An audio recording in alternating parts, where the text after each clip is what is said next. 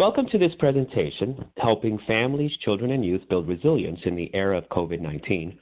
My name is Jim Rodriguez, and I'm the Director of Trauma-Informed Services at the McSilver Institute for Poverty Policy and Research and the Community Technical Assistance Center of New York. This is a two-part series to help parents and caregivers cope with the current crisis. In Part 1, What We Say and How We Say It Matters, we will focus on ways to talk to children about the crisis. We know that parents and caregivers will be spending increasing amounts of time with children at home. We hope that this information will help you as providers with your own children, as well as provide you with some strategies you can impart to those families you still may be working with, either remotely or in person.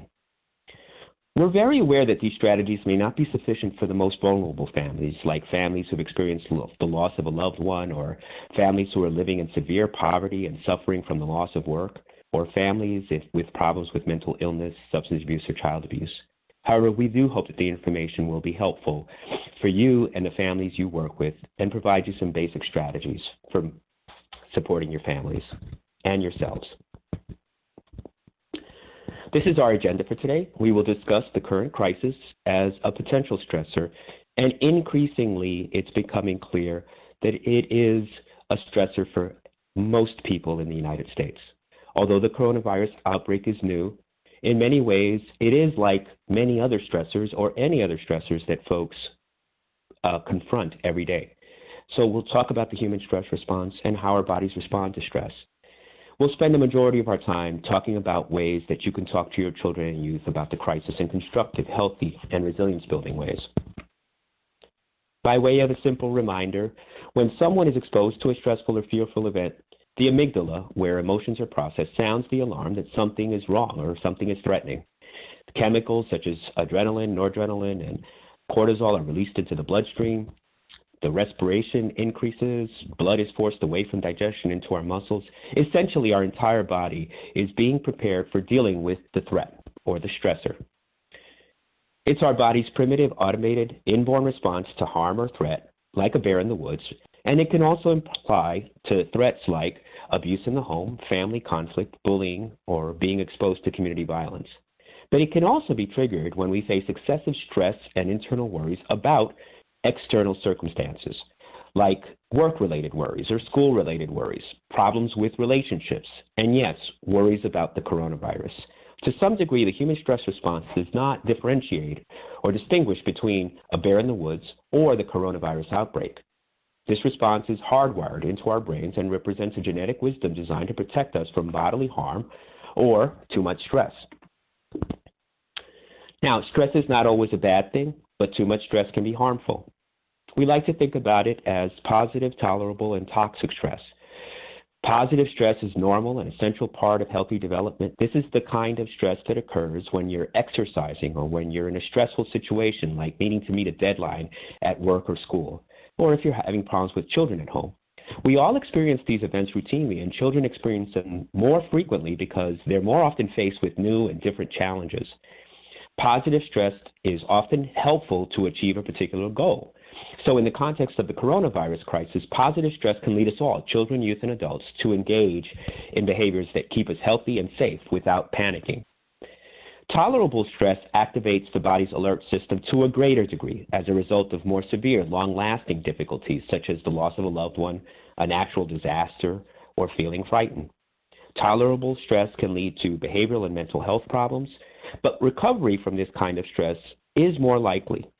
In the context of the current crisis, some children, youth, and adults may experience higher levels of anxiety, maybe because they're at risk of getting the disease, or have a close family member who has it, or because they're suffering secondary effects from the crisis, like losing a job or having additional family stressors, or simply because they're anxious people. And sometimes they're also overly stressed because this is a very new and different situation that overwhelms them. If people who experience tolerable stress levels are surrounded by supports like parents and caregivers who can maintain their calm, or friends, extended family members, or peers who are supportive, tolerable stress can be minimized and possibly channeled into positive stress. The information we provide in these two presentations may help to accomplish this, or at least keep tolerable stress from becoming toxic stress. Toxic stress can occur when people experiencing strong, frequent, and prolonged adversity, such as physical or emotional abuse, chronic neglect, caregiver substance abuse or mental illness, or exposure to violence, and other accumulated burdens of poverty and economic hardship, experience those things without adequate support. Toxic stress can affect anyone, but for children, this kind of prolonged activation of the stress response system can disrupt the development of the brain and other organ systems and increase the risk for stress-related disease and cognitive impairment. And this can extend well into the adult years. In the context of the coronavirus crisis, toxic stress can occur in children and youth from families where they are expected to fend for themselves or cope with the stress without having adult support or any support at all.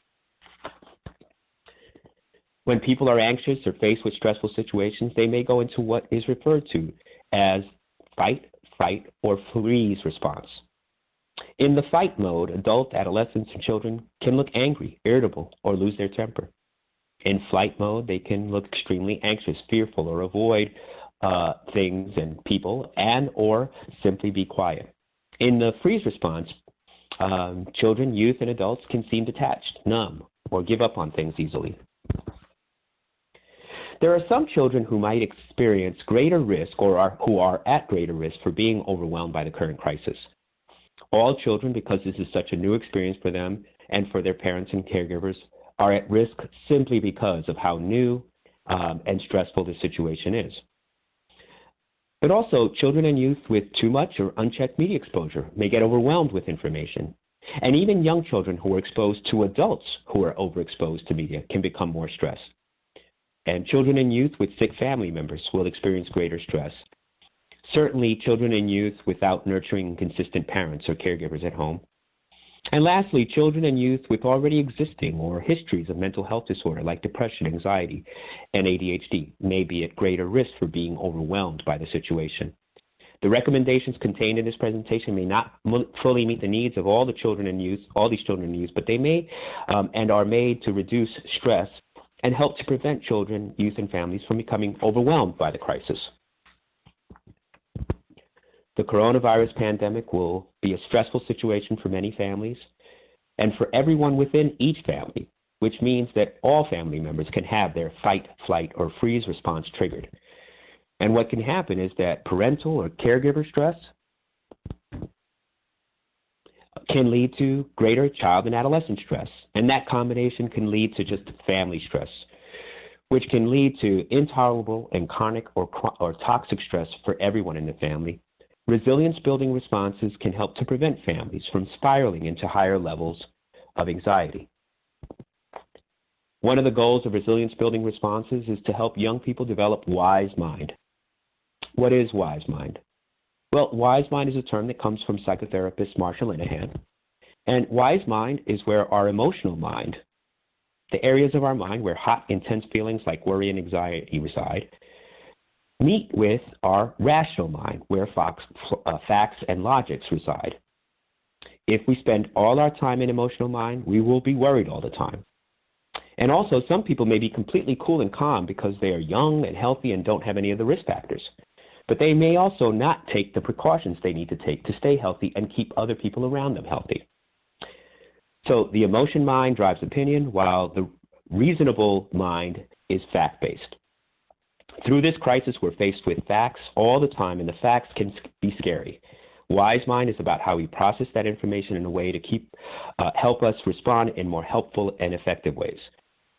Ways that help us experience emotions with reason and help us control our emotions so that we can deal with the stress now and actually in the future. So these strategies can help us deal with stressful situations that can occur in the future or that will be ongoing throughout this crisis.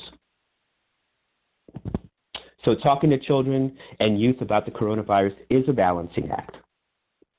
Messages like don't go outside or you're going to get sick, or if you get sick, you can die, can increase anxiety in children and youth. At the same time, messages like don't worry, everything is fine, or everyone is overreacting can minimize the issue for young children and youth, and again, keep them from engaging in the precautions that they need to do to keep safe. However, messages in the middle, like children are not getting it as bad as older people, but you still have to be careful, or most people have mild symptoms, are messages that find that proper balance between helping young children understand the stressful situation, but also know what to do to keep themselves safe. So adults have a key role in helping children understand what's happening during this coronavirus pandemic. And this is most definitely a unique situation, one that not too many of us has experienced before. However, the crisis can also present an opportunity to teach children how best to cope with anxiety and stress for now and in the future. So when we think about talking to children and youth about the coronavirus crisis, communication is key. It's important to set up time to talk to and find time that's relatively stress-free with children. Children and youth won't always let you know that they're worried, but some signs that they may be include being clingy, complaining of headaches, stomach aches, or complaining about being bored all the time.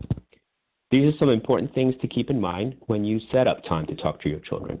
Again, make that time to connect. With everything going on, things can be a little chaotic at home. And so in order to have a serious and possibly necessary conversation with children and youth about the coronavirus, it's important to let them know that you want to make the time to speak to them, let them know that you want to hear about their concerns, and then also it's important to balance talking about non-COVID related topics as well as topics related to the current crisis.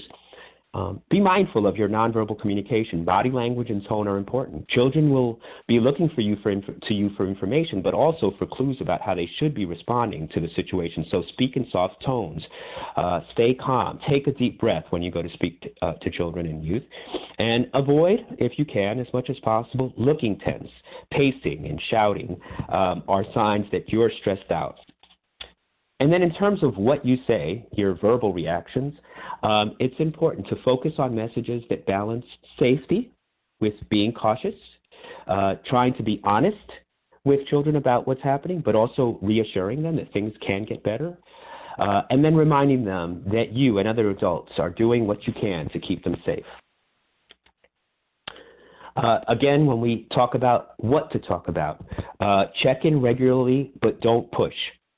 You want to make sure that you're keeping the lines of communication with your children open, but too much pushing about the topic may increase anxiety.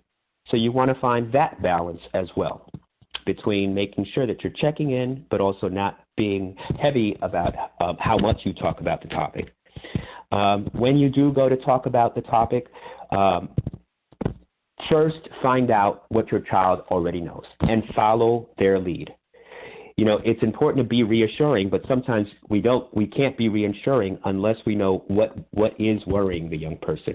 So questions like, there's been a lot of talk about the coronavirus. Tell me what you've heard about it. What do you think about this? How does it make you feel? Or what questions do you have? Are open-ended ways of getting young children and adolescents to talk about their concerns and what they believe and what they know. Give children and youth an opportunity to share their feelings as well and validate those feelings. The reality is that loneliness, fear, boredom, anxiety, and stress are normal reactions to the situation. With young children or children with difficulties expressing their feelings in general, you may need to help them label those feelings by labeling and naming your own. Although we suggest being calm, we do not recommend hiding your feelings. It's okay for children and youth to know that adults get scared and worried, but they will feel more scared and find it harder to share their worries if their parents and caregivers appear overwhelmed by those feelings. Remember, wise mind, finding that balance. Helping children feel in control is critically important for everyone right now, not just children, but adults. But children may need to get a sense of having some control over the situation even more than adults. This is particularly true for children and youth with depression, who might often feel hopeless and helpless, children and youth with anxiety or stress-related disorders, who have difficulties controlling their stress levels, and children with ADHD, who often find it difficult to control their bodies or focus their attention. So it's important to give children specific things to do to feel in control. Of course, healthy habits like their sleep, staying hydrated, and balancing their diet. And helping out around the house with chores to keep things clean and keep the house safe and healthy. It's important to talk about all the things that are happening to keep kids safe, how hospitals are preparing and learning how to deal with the crisis, and scientists are working to develop a vaccine. And it's important to limit media exposure and put the news in context. Yes, deaths are happening, but they are rare. And if you listen to the news, it might sound a lot worse than it actually is. And that's not to minimize the loss that people are actually going to, but it is important to remind young people that deaths are rare and that staying home helps in many places. One of the other things that can help young people feel in control is allowing them to contact family or friends and maintain those contacts, especially family who they might have concerns or worry about, like a grandmother or grandfather who have health difficulties. And then, of course, there are all the tips, and these are ways in which you can help young people feel in control. There's all the tips that are out there that I'm sure you're all aware of, but just to review them. Staying at home and away from others as much as possible. Of course, avoiding sick people and people who are coughing and sneezing. Trying to stay at least 6 feet away from others. And then all the hand washing recommendations that are in place right now. Washing their hands well and often for at least 20 seconds. Reminding them they can sing the ABC song while they lather their soap and water. And then again, to use hand sanitizers with at least 60% alcohol. And then as often as possible, covering their mouths and nose with tissue or coughing or sneezing into their arm. And then reminding them not to touch their eyes, nose, or mouth. And then, again, to keep the household clean. And you can engage them in chores to help keep the household clean if they're concerned. And again, reminding them of these important guidances that are out there is critically important without overbearing and increasing too much stress and anxiety.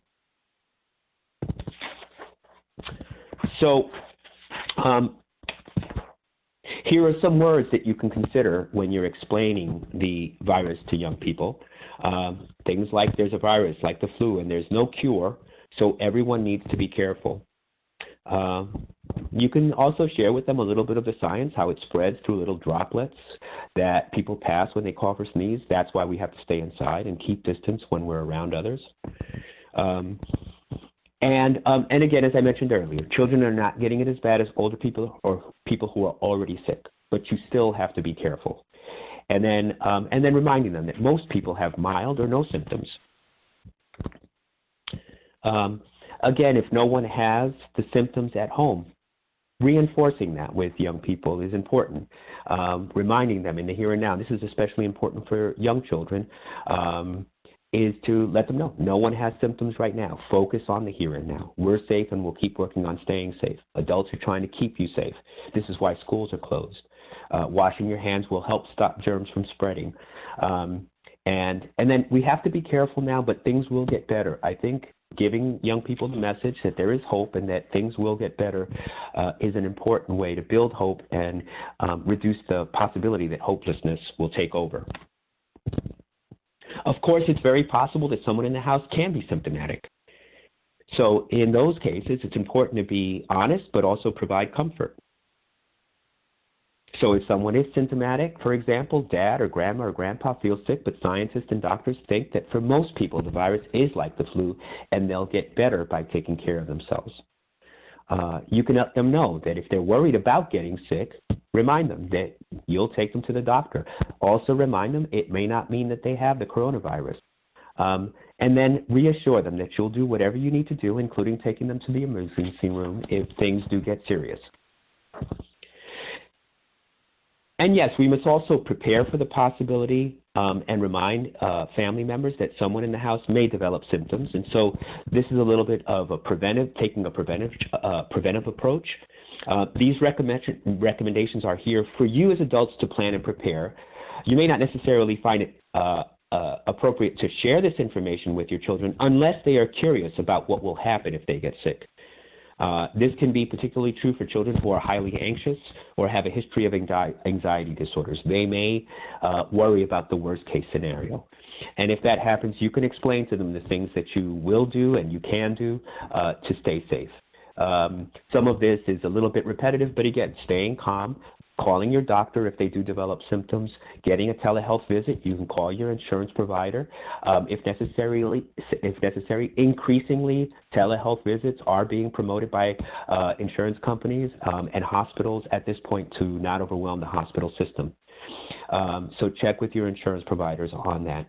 And then in order to stay safe, if someone does develop symptoms, of course, staying at home, keeping other people and pets away from the child, keeping the child or anyone else who is symptomatic, keeping the bathroom clean, using regular household cleaners, have everyone in the home maintain healthy habits, hand washing, and continuously cleaning, having your child get plenty of rest and drinks, or the person who is symptomatic get plenty of rest and drink lots of liquids, and then watch for signs that the person, the child, or anyone who becomes symptomatic needs more medical help. Things like breathing problems, sleepiness, or trouble drinking liquids. All of these things are signs that symptoms may be worsening, and in that case, once again, you need to call your provider and or go to the ER if necessary. In this crisis, it's also important to be mindful of misinformation and blaming. Because the virus emerged in China, many people are unjustly blaming Chinese people for the virus, and Asian people of all backgrounds are being targeted for racism and discrimination because of this misguided belief. This virus does not discriminate, and Chinese people are not to blame for it.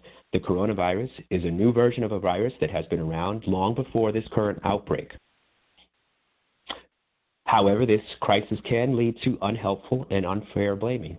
So in that case, avoid stereotyping any one group as responsible for the virus. That only increases stress and anxiety and anger, and it's misplaced anger.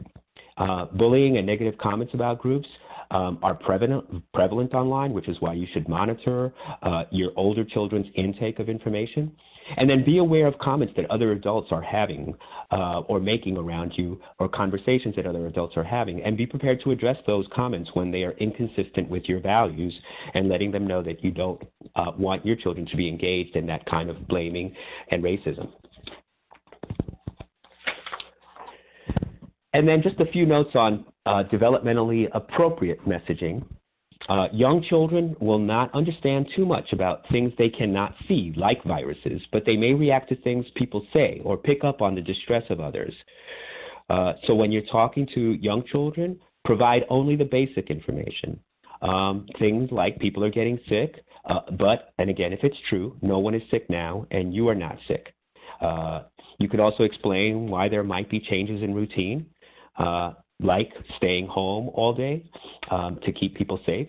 Keeping it simple may also be important for children with intellectual or learning disabilities, or speech and language delays, or ADHD.